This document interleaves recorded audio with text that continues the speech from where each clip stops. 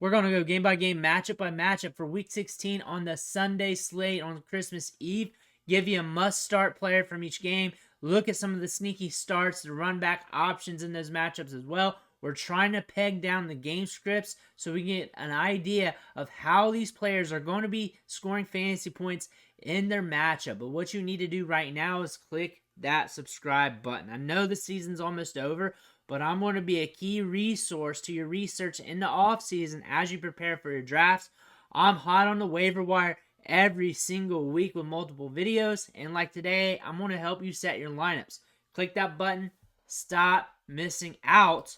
But our first matchup that we're looking at here are the Seattle Seahawks at the Tennessee Titans. We have a 41.5 over-under. It's over 40, so it's an okay implied point total. Nothing crazy. The spread is tight. Seattle can score. The Titans, they're going to probably be out Will Levis. We're still seeing what happens once things are official. But looking at this, DK Metcalf in his last 4 games, seeing 7 targets per game, 21.9% target share, 107 air yards per game, and the Titans have a pass funnel defense where teams like to throw it on them rather than run it. Tyler Lockett, same scenario. Kenneth Walker's been running hot, looking good, so you may want to be looking at him. You're probably not wanting to bench him unless you're tight at running back and you got some good backs back there. But the run back options, it really depends on Will Levis if he's in or out, because DeAndre Hopkins was getting air yards under Will Levis. If he's out and Tannehill's in, you're going to be questioning some things. Derrick Henry should be getting touches, should be getting some run. But you're starting your usual suspects in this matchup. Nothing's going to be too crazy. Jackson Smith and Jigba's not mentioned here, but he's another player that could be getting some run in this matchup. But the targets has been low for him. But considering this is going to be a pass funnel defense they're going against, he could be getting some opportunities. The Commanders at the Jets. This game's going to make your eyes bleed. 37 over under, and it's going to be a hard one to watch. This is going to be an ugly game. That being said, Breece Hall, everybody's starting him. You're never going to bench him until his career is about done. That's the thing about him. Going forward, until his career is about over, you're not going to be benching Breece Hall. I'm just going to let you know right now, and that's all you need to know. But he's seeing a 62.1% opportunity share, 14.5 touches per game. Used in the passing game. He's explosive. He's got 4.3 speed. You're just going to be using him. He's on the Jets. I know. You can't trust it all the time. I know. But he can be consistent with this team right now. Garrett Wilson's up and down. When the ups are ups, they're up. When the downs are down, they're down. They're down. We get it. Garrett Wilson, though, pushes about 30% target share in most weeks. You're going to be rolling with that most of the time. Unless you got some extraordinary options at wide receiver, you're going to be rolling with that. That's just how the cookie crumbles right now at the wide receiver spot. Run backs. Terry McLaurin, he can hit. It's just not all the time. It's not 100% consistent. Brian Robinson is out. Antonio Gibson, you're not trusting him. You didn't trust him last week. You know he's getting touches and opportunities, which is okay. You just got to hope he hits, crosses the goal line. He's another gamble. He was a gamble last week. He's just one of those starters in your lineup that you just hope one of those touches does something. But at least you know he's going to be getting some sort of opportunity in this matchup. Colts at the Falcons here, 44.5 over under. This one could break. This game script could break because we got the Colts in there. They like to go YOLO a little bit. The Falcons, you can't trust them. You can't. They're coming off a game where they were dreadful. They're probably going to try and speed things up. Once they get called out in press conferences, like the next week, they get right a little bit. Just a little bit. They're still a little crazy. But then they go back to being weird a couple weeks later. Look for this game to be weird. And probably in a good way for fantasy. That's my take. That's my take. I don't really want to go over players, but I have to because that's the rules. Michael Pittman's back from concussion. 11.3 targets per game. 30.8% target share. You're starting him. You're starting him. That's what we're saying. Jonathan Taylor's back. Watch him roll. Watch him get opportunities here. Let's see what happens. Are you going to start him or are you not? Let me know in the comments. Are you scared to because he's been out? Or are you going to roll with it? Sometimes these players get a ramp-up period. Sometimes they just keep going off, even though they've been out. That's how the cookie crumbles, like we've been saying in this video. Run backs here, Drake, London, Bijan Robinson. You're never going to trust those Falcons, but those are the guys who get opportunities. They're off and on as of late, but A trend that we see is the Falcons, once they get called out in the media, especially in the press conferences, they try to get right a little bit, and then a week or two later, they go crazy again. But when they get right, they're still a little bit crazy when it comes to the workloads. That's just the Falcons. That's just Arthur Smith. You're not going to trust it, but you know what? You're going to eat that and smile because that's what's going to happen. Packers at the Panthers, 37.5 over-under. The low over-under is because we got the Panthers there. The game script could break, and if it breaks, it's because the Packers goes off in this matchup. That being said, Jaden Reed, and he's been a horse lately, 7.8 targets per game, 22% target share. Things are ramping up. Dontavian Wicks is looking good. He's got a lot of upside here. Christian Watson looks like he's going to be out. He hasn't been practicing. Dontavian Wicks has a lot of upside. Romeo Doubs as well. You're really playing Russian roulette with those wide receivers. Reed is the safest. We all know this. That's an easy one to make. Aaron Jones is back. He was back last week. Look for him to be back this week. Running backs get right against Carolina. Look for him to get right this week to an extent. Should score enough to get you by. Shouldn't bust, but I don't know about him scoring 20 fantasy points. We'll see on that. Should at least score enough to get you by. Run backs, Adam Thielen, because he's Adam Thielen. He gets targets. But Chuba Hubbard, he's going to get the touches. Should score at least enough to get you by because he's going to get a million touches. But if he gets you a 20 spot, that's because he either crossed the goal line or something happened where he got a long run and he saw green in front of him. But you know you're going to get him with a lot of workload. Browns at the Texans, 40 over under. As of right now on this filming, CJ Stroud hasn't been cleared from concussion protocol. That's huge for the Texans. That's huge. And when he's declared out, that over under is going to sink. It's going to sink like a rock, especially if the Browns defense holds up. Joe Flacco runs things slow. I get the Texans move the ball without him a little bit. This is going to be a weird game script. I see what Vegas is going to do here. That being said, Amari Cooper is going to get targets. He's been getting targets these last two games with Flacco. 11 targets in his last two, 8.3 targets a game in his last four, almost a 20% target share. Jerome Ford getting opportunities. Elijah Moore still gets targets, but his target share has dropped to around 18%. He's not in the 20% range anymore, so his volume has scaled back a bit, and we're watching CJ Stroud. We're watching him hard. If he's back, we want Noah Brown. We may want him anyways because he's going to be running a lot of routes. He's going to be seeing targets. He's going to be seeing opportunities. This isn't the greatest matchup here. This just isn't. I don't know if I want to bring CJ Stroud back against a Browns defense here that's hungry. I don't know if I want to do that, but you're going to have to do what you got to do to advance, so they may be doing it anyways. I don't know if that's great for a concussion because you're going to be getting a lot more pounding than your usual matchup. That being said, we're watching CJ Stroud nonetheless. He's back. We feel better about Noah Brown and company. Also, Devin Singletary. Usually when their back's up against the wall, they use him a little bit more. He's not listed, but another player to pay attention to. At least we know he's going to be getting touches and opportunities. That being said, he might score enough to get you by.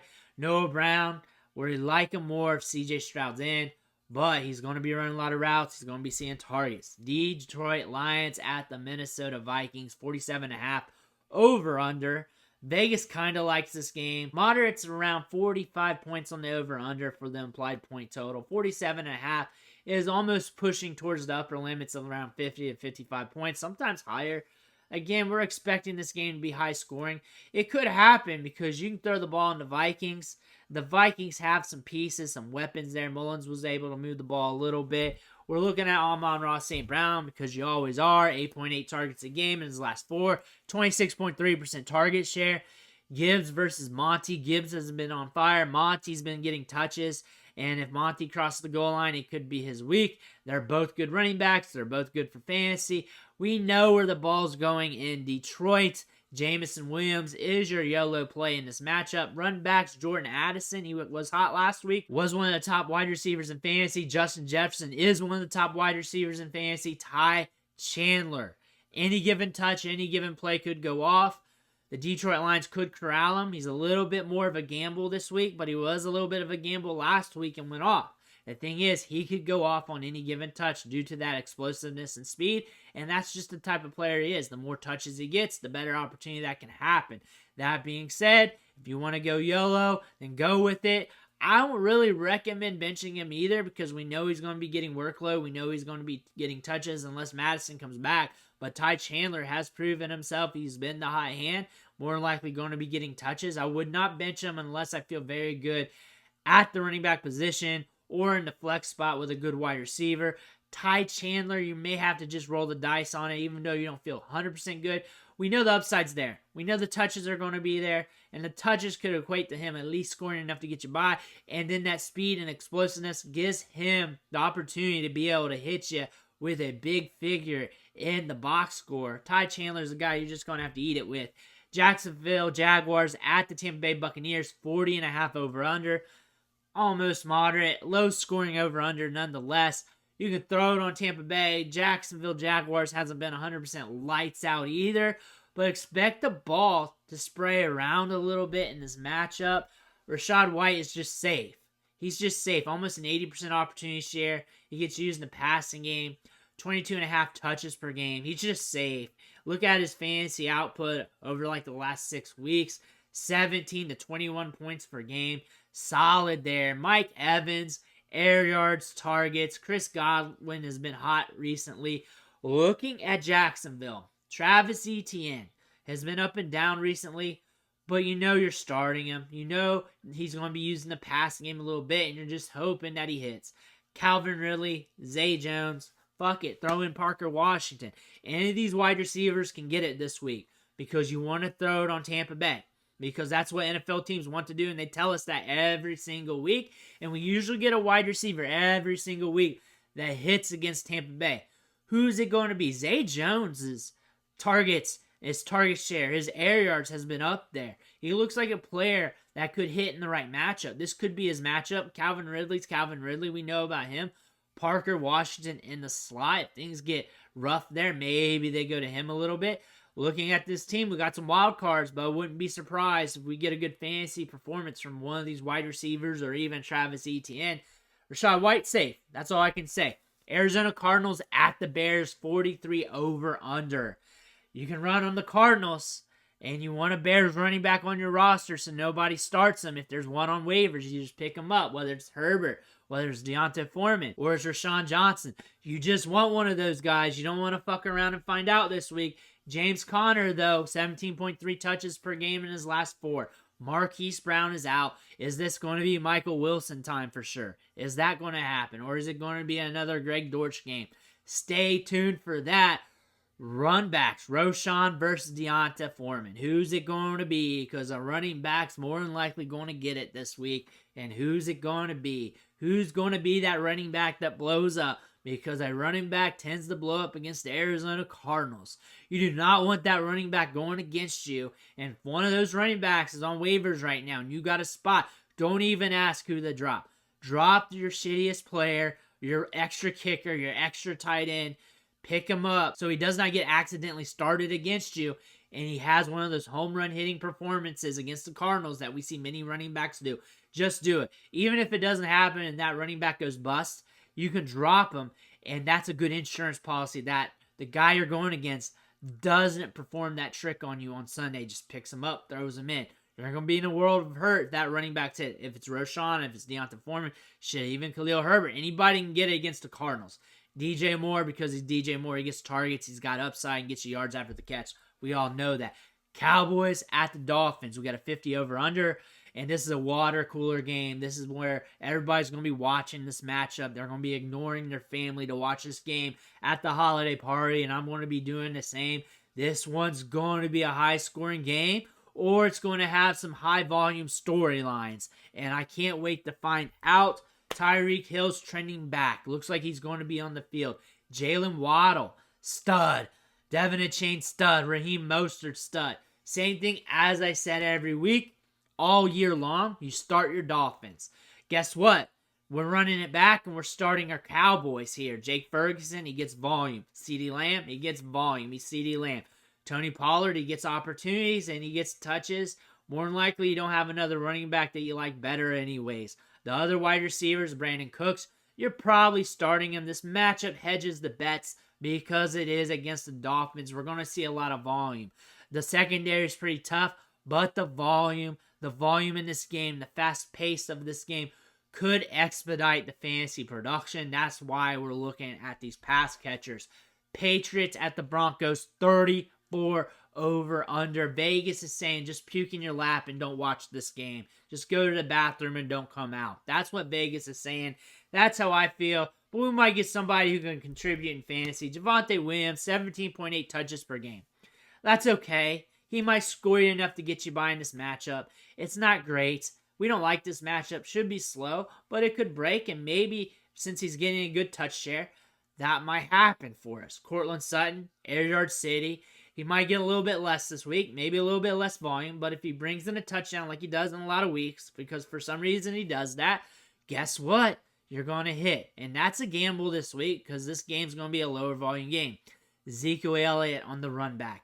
It's not because we like him, because he could be getting touches. They run on the Broncos. Everybody does. There's a chance for that. Kevin Harris, look at him too, especially if you're in a deep league. Demario Douglas, because he gets volume.